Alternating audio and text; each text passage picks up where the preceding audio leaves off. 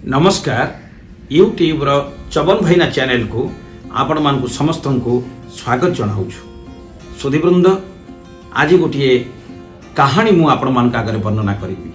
ये कहानी बा गल्पटी अत्यंत शिक्षणीय एवं आम मान भितर अधिकांश ए कहानीटी को पिला दिने पढ़ी थे।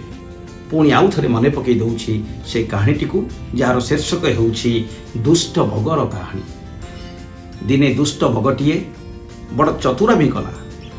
गोटे पोखरी कूल पहुंची चिंता कला पोखरी थिबा माछ और कंकड़ा मानंकु मु केमिति मारी खाइबी।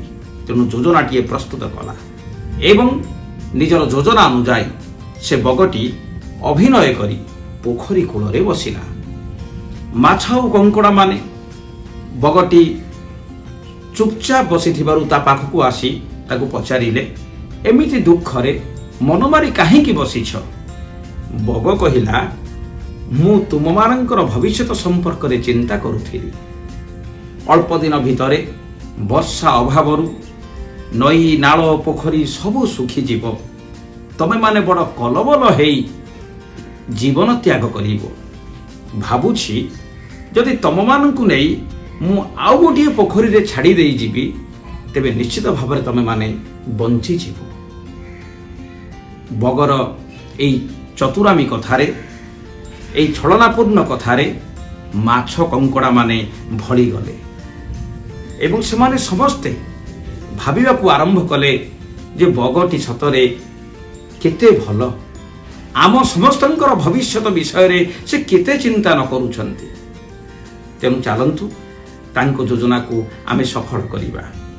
निजको बंचेइबा पाई माछ और कंकड़ा माने राजी हो गले जे बग सेमानंकु गोटी गोटी करी नेई नुआ एक पोखरी रे छाड़ी देई आसीबो। जे पोखरी रे प्रचुर पानी रहिछि। जेते खरा हेले भी से पानी सुखिबो नाही। तेणु माछ और कंकड़ा माने आनंद रे रहिबे।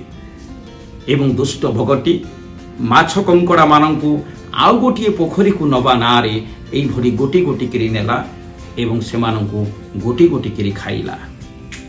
एई भली भावरे पोखरीर सबु माछ और कंकड़ा मानंकु से मारी खाईगला। किंतु शेषरे बंची थिला आउ गोटिए कंकड़ा। जेतबळे ताकू से नेई जाउछि सेतबळे आकाश मार्गरु से कंकड़ाटी लक्ष्य करुछि जे नुआ पोखरी कूलरे माछर कंटा माछर काती आउ कंकड़ा मानकर हाड़ पड़िछि। सेइथुरु से बुझी पारिला ए दुष्ट बग कि भली चंचकता करिछि, कि भली प्रतारणा करिछि, केमिति मोर समस्त भाई बिरादर मानंकु से मारी खाई जाइछि। एहा जानिबा परे कंकड़ाटी बगर तंटी को चिपिदेला एवं दुष्ट बग को मारिदेला। एई भली भावरे से दुष्ट बगर अंत घटिला। सुधीवृंद आम समाज रे ठीक सही भली से दुष्ट बग मानंकु आमे प्रत्येक दिन भेटू अच्छे। एमाने नेता हाकिम बड़ बाबू हेई आमको भंडेइबारे लागिछंती। एमाने कहंती कोमल वचन लुटू थांती घन घन। एमाने साधु बेशरे आसी असाधु काम करिबारे व्यस्त।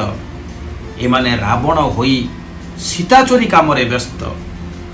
तेणु बंधुगण सुपर्णखार कुटीर अभिनय रे भ्रमित न हेई सेदिन राम लक्ष्मण जेउ भली सुपर्णखार नाक कान काटी ताको उपयुक्त शिक्षा देइथिले ठीक सही भली आपण माने जदि जाग्रत न हेबे तेबे आम समाजर एई दुष्ट भगवानंकु आमे आयत्त करि पारिबा नाही।